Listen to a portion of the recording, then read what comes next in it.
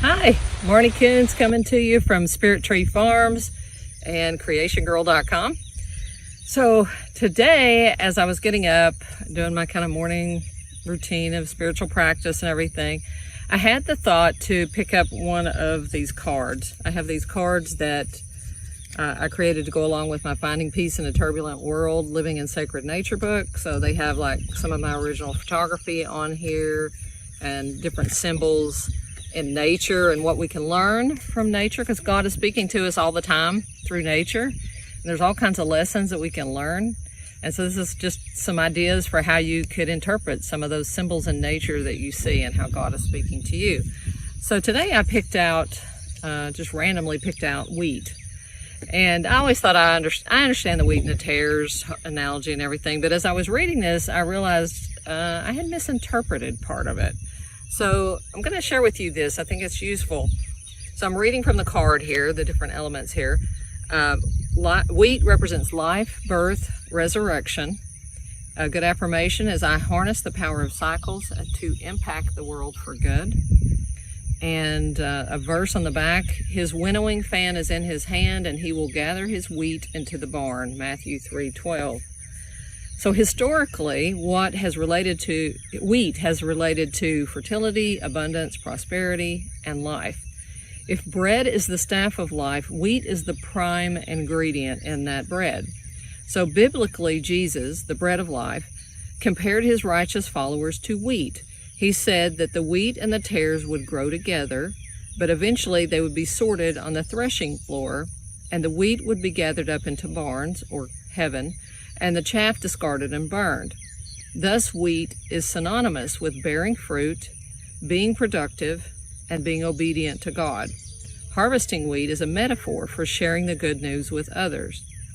And an affirmation for that is, I am connected to the bread of life. I'm prosperous, abundant, and fertile. So the part that stood out to me was the part where the wheat is gathered into barns and the chaff discarded and burned. So we grow, there's some wheat that grows on our property, okay? We didn't really plant it, but it's here.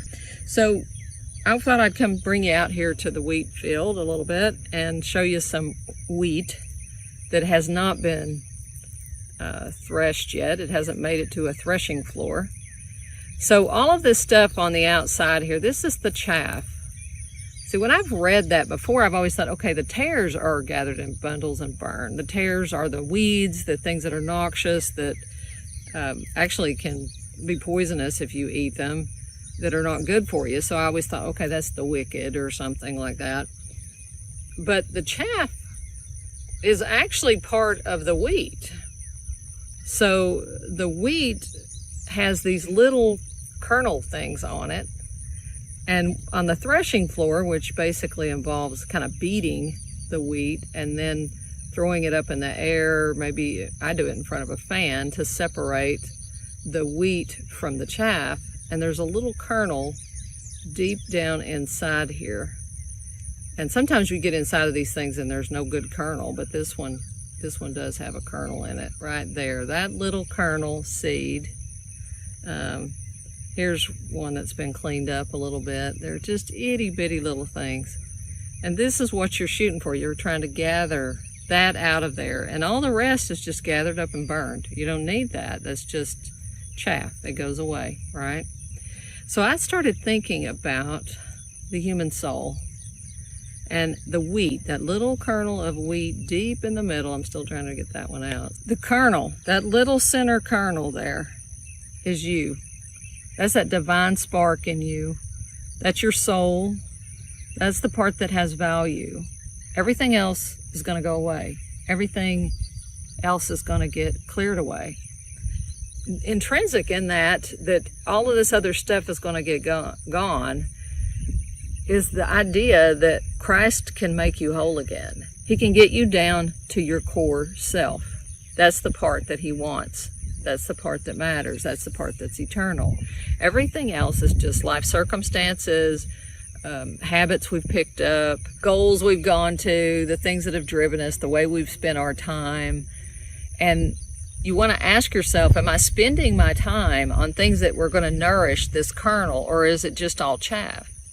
Like spending an inordinate amount of times looking at media of any kind is chaff. It's not building this core. Now, if the media was all uplifting and, good books and good materials and good videos and things that feed your soul, then okay, it's fine, it's good. But if it's all just frivolous stuff, wasted hours in front of gaming systems or, watching movies or whatever, binge watching TV shows and different things like that, that's just chaff. That's going to be gone, right? So what matters is this eternal piece of you and where you spend your time. And I call this your core sacred self. Your core sacred self is that eternal part of you. And as you spend time on things that nourish it, then this is going to be healthier. This is going to be more robust. You're going to have more of these little wheat things in your wheat stalk, right? Sometimes when you go through this, some of them are empty. There's nothing in there. You might find one piece of wheat. I've found some that have nothing in the whole thing. It formed the thing, but there was nothing in it. It lacked substance. So you want to spend your life on the things that really matter. So ask yourself, what am I doing that's just chaff? Where am I spending my time that's just chaff? It's going to blow away. It's here today, gone tomorrow, going to be bundled up and burned. And, at the end of your life, it's gone. Sometimes we hold hostage this kernel to the chaff. We say, oh, well, I'll do that once I have enough money, once I have a house, once this problem is solved in my life, once I have this project done, whatever. We hold the thing that really matters hostage to the chaff. So what are you holding hostage to the chaff? This is what I work with my clients so many times. This is about simplifying your life down to what really matters and seeing the things that are just chaff, that don't really matter at all. So many people, including myself, I'm not pointing fingers at anybody, I do it too. We have a habit of getting distracted onto this other stuff and not feeding this. See, that one's kind of almost stunted. It's a tiny little, it's not even a full one. It's kind of pathetic. It didn't get enough nutrients. How are you going to give yourself more nutrients to your soul? I hope you'll pick up a copy of Finding Peace in a Turbulent World, Living in Sacred Nature. That's what it's about and what I coach my clients on.